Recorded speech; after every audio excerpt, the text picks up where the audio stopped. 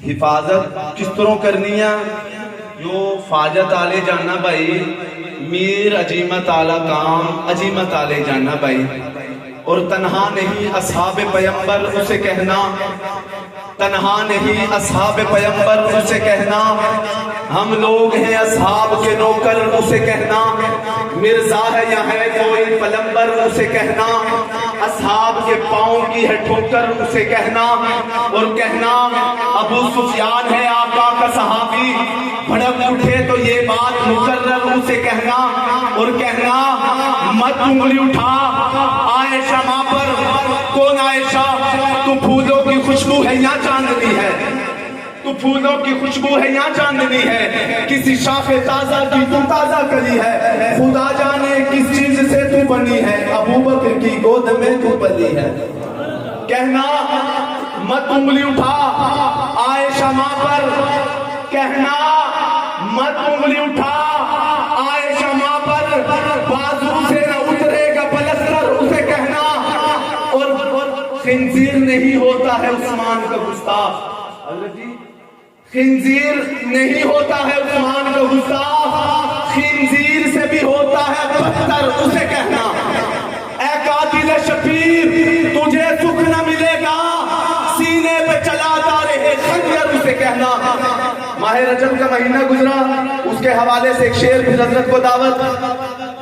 یہ میرا شعر زیادہ تر علماء اکرام نہیں سمجھیں گے، سمجھ آپ کے بھی آئے گا، صرف لطف لیجئے گا کہ قصاص عثمان کا تقاضا اٹھا کے رکھے، قصاص عثمان کا تقاضا اٹھا کے رکھے، حوصلے دل میں اجتہادی خطا کے رکھے، سلام اس پر، سلام اس پر کالے ملنگوں کو جس نے پھینٹا، سلام اس پر کالے ملنگوں کو جس نے پھینٹا، سلام اس پر کہ جس نے فتنے دبا کے رکھے۔ یہ جتنے اشرار ہیں، یہ جتنے اشرار ہیں، جتنے مختار ہیں تمہارے، یہ جتنے اشرار ہیں، جتنے مختار ہیں تمہارے، ہمارے ماموں نے سب کے کونے بچا کے رکھے۔ میں دعوت خطاب دینے جا رہا ہوں عالم اسلام کی معروف شخصیت کہ جس نے وہ مرتیاہی کہ جس نے کراچی کے ساحل سمندر سے لے کر گلگت بلتستان کی بلند و بالا چوٹیوں تک دنیا کفر کو ناکو چڑے چبوا ڈالے ہیں، جو گلی گلی کریا کریا کوچا کوچا یہ پیغام لیے پھر رہے ہیں کہ نہ میں کا ذکر نہ پینے کی بات کرتے ہیں، نہ میں کا ذکر نہ پینے کی بات کرتے ہیں، ہم اہل نظر ہیں، مدینے کی بات کرتے ہیں، اور مردہ دل ہے، مردہ دل ہے، مردہ دل ہے جو قائل نہیں حیات نبی کے، ہم زندہ دل ہیں، جینے کی بات کرتے ہیں۔ تشریف لاتے ہیں پیر طریقت رہبر شریعت حضرت اقدس حضرت علامہ مفتی عبدالواحد قریشی صاحب، حضرت مولانا مفتی عبدالواحد قریشی صاحب۔ تخصص کہتے ہیں equal to P H D education, جو پی ایچ ڈی کے برابر ہوتے ہیں، جسے اسپیشلائزیشن کہتے ہیں۔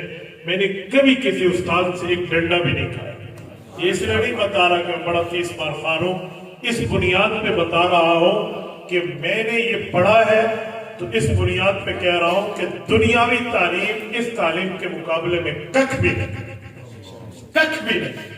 آج تک میں نے جہاں بھی اپنا تعارف پیش کیا ہے، اس پگڑی اور اس داڑھی اور اس چٹائی کو پیش کیا ہے، مدرسے اور مسجد کو پیش کیا ہے، میں نے کبھی اپنے کالج اور اپنی یونیورسٹی کو پیش نہیں کیا۔ صرف اور صرف ہم نے یہ تعلیم ان لوگوں کو جواب دینے کے لیے رکھی ہے کہ جن کا دماغ یہ ہو کہ علماء دنیا نہیں جانتے، علماء کو دنیاوی معاملات کا پتہ نہیں ہے، بس مولوی کو دو لفظ ہی نہیں آتے۔ ہم سمجھتے ہیں کہ ہمیں ٹوئنکل ٹوئنکل لٹل اسٹار سے لے کر فلاسفی آف ڈاکٹریٹ تک ایک ایک چیز کے اوپر علماء کو مہارت۔ اب میں جو بات کرنے لگا ہوں اس سے اس کا تعلق، میرے ایک وکیل دوست ہے، میں نے بھی الحمدللہ LLB کیا ہے، تو وہ ایک وکیل دوست ہے ہمارے، اس نے ایک دن مجھ سے سوال کیا انہی حفاظ پر اور علماء کے مدرسے بنانے پر، وہ میں آپ کی خدمت میں رکھتا ہوں۔ مجھے کہنے لگا کہ مفتی صاحب ماشاءاللہ آپ دینی اور دنیاوی تعلیمیں دونوں پڑھ چکے ہیں، مجھے ایک بات سمجھ نہیں آتی، یہ جو تم عظمت قرآن کے جلسے کرتے ہو اور بچوں کو حافظ اور عالم بناتے ہو، چلو عالم بنانا تو مجھے سمجھ آتا ہے، حافظ بنانے کے لیے مدرسے قائم نہیں کرنے چاہیے۔ وہ کہنے لگا میری عقل میں نہیں آتی۔ میں نے کہا جی بہت اچھا، آپ وجہ بتا دیں، ریزن بتا دیں، بیس بتا دیں کہ حافظ نہیں بنانا چاہیے، مدرسے نہیں بنانے چاہیے، اس کی کوئی وجہ ہوگی تاکہ ہم اس لاجک کو دیکھیں کہ اس میں کتنی جو ہے نا کیا کہتے ہیں مضبوط دلیل ہے۔ وہ کہنے لگے جی دلیل ہے، سارا دن مولوی سناتے ہیں، عوام کو بتاتے ہیں کہ اللہ نے قرآن میں وعدہ کیا ہے اِنَّا نَحْنُ نَزَّلْنَا الذِّكْرَ وَإِنَّا لَهُ لَحَافِظُونَ، کہ قرآن اللہ نے فرمایا میں نے اتارا اور اس کی حفاظت بھی ہم نے کرنی ہے۔ یہ آیت ہے؟ میں نے کہا جی ہے۔ کہتے ہیں جب قرآن میں آ گیا کہ حفاظت اللہ نے کرنی ہے تو پھر حفظ کے مدرسے کی ضرورت کیا ہے، پھر حافظ بنانے کی ضرورت کیا ہے، پھر بچوں کو رٹا مروا کے صبح شام قاری کو بٹھانے کی ضرورت کیا ہے۔ میں نے کہا یہ جواب میرے ذمہ، لیکن آپ کا دماغ کیا کہتا ہے کہ علماء کیوں کرتے ہیں؟ وہ کہنے لگا جی مولویوں نے رزق کے اڈے بنائے ہوئے ہیں، اپنے پیسے کے لیے پیٹرول پمپ بنایا ہوا ہے، بس وہ کہتے ہیں معیشت چلتی رہے، ہمارا کاروبار چلتا رہے، اپنا پیٹ پالنا ہوتا ہے، نام قرآن کا لگاتے ہیں اور کوئی وجہ نہیں۔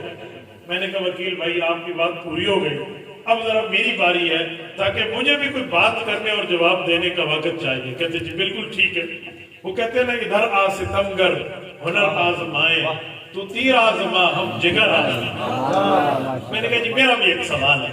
کہتے جی، میں نے کہا آپ نے فرمایا کہ قرآن کریم میں ہے کہ اللہ تعالی نے قرآن کی حفاظت کی ذمہ داری اپنے ذمہ لی ہے، تو اسی لیے حافظ نہیں بنانا چاہیے، مدرسہ نہیں چلانا چاہیے۔ کہتے جی ہاں۔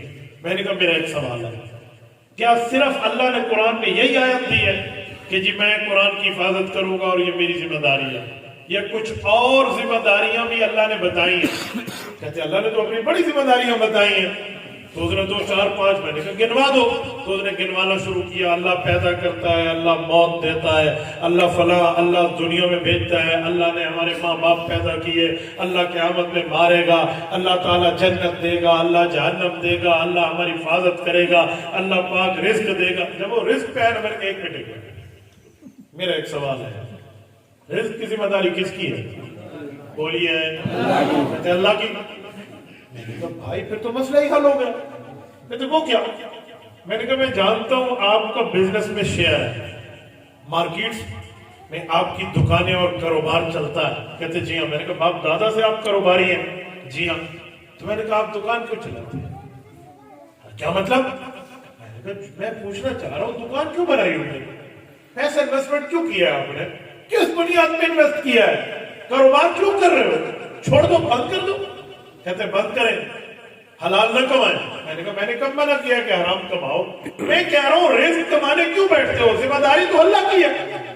جب آپ مانتے ہیں کہ جو اللہ کی ذمہ داری ہو اس پر کچھ نہیں کرنا چاہیے، اس لیے مولوی مدرسہ نہ بنائے، حافظ نہ بنائے، یہ رزق اڈا ہے۔ تو بھائی تم نے ڈائریکٹ رزق کا اڈا بنایا ہوا ہے، وہ تو اللہ نے خود کہا ہے ان اللہ هو الرزاق ذو القوة المتین، رزق میں دوں گا۔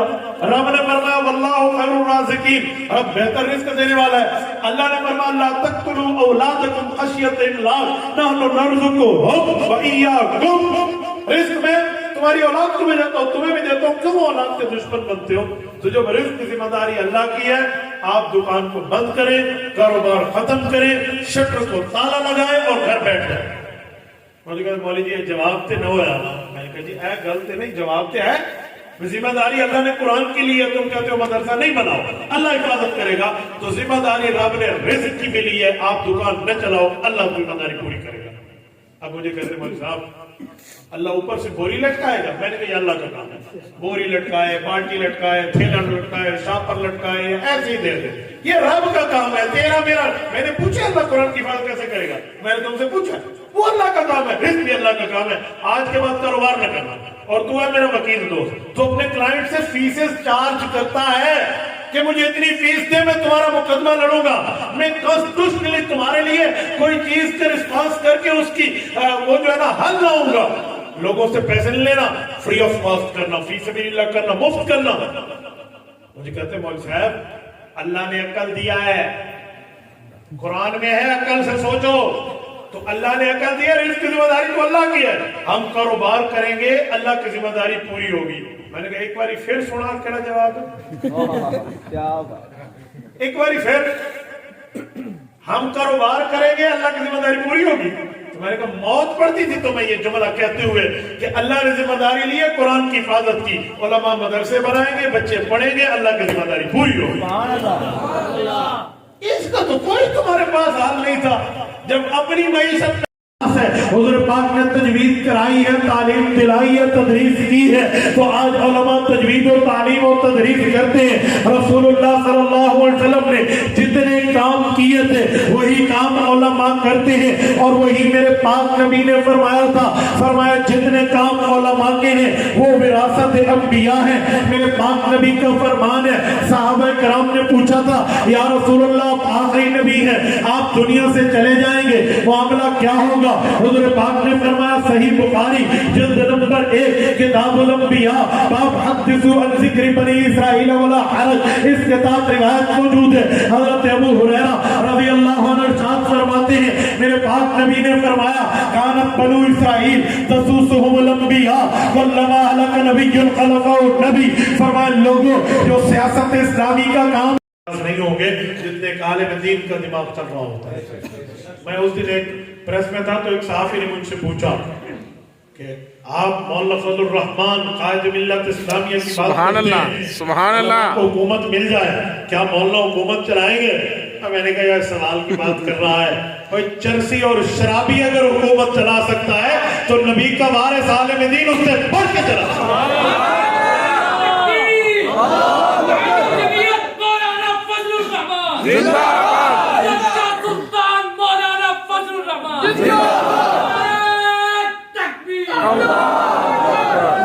علماء کو رب نے مقام اور مرتبہ دیا ہے.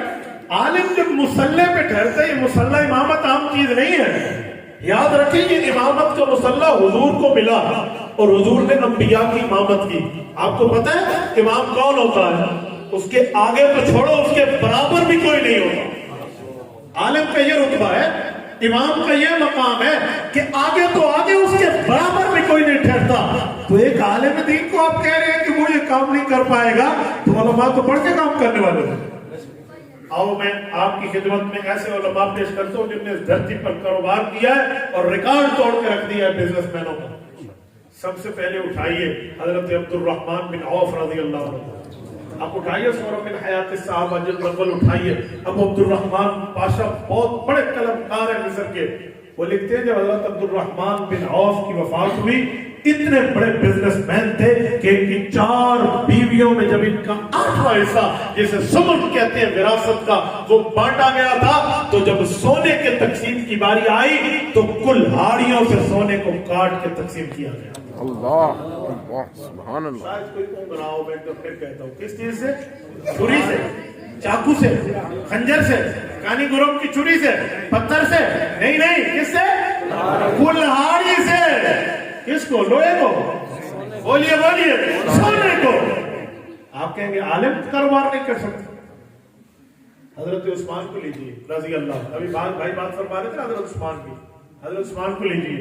حضرت عثمان نے جب سونا اللہ کے رسول صلی اللہ علیہ وسلم کے ہاتھوں پہ قربان کر کے کہا تھا نا کہ جب آپ جا رہے ہیں وہاں پر جیش الاسرا, کیا نام ہے, جنگ تبوک پر, تو رسول اللہ صلی اللہ علیہ وسلم کو جو سامان اور سب کچھ کی ضروریات پرووائڈ کی تھی, تو نبی علیہ السلام یہ اسپیکر کو پکڑے اپنے دونوں ہاتھوں سے سونے کی یوں سلوں کو جو اس زمانے کی تھی یوں اٹھا کر اس ہاتھ پہ ڈالتے ہیں, حدیث میں یہاں سے اٹھا کر ادھر ڈالتے ہیں اور فرماتے ہیں ما ذرہ عثمان بعد ھذا اليوم, عثمان آج تو نے اتنی بڑی نیکی کی ہے کہ آج کے بعد تو اس سے کوئی کام ہو بھی گیا تو تجھے اللہ نہیں پوچھے گا. سبحان اللہ. میرے پاک نبی نے کہا. یہ علماء کرام کے معاملات میں کوئی کاروبار نہیں ہے.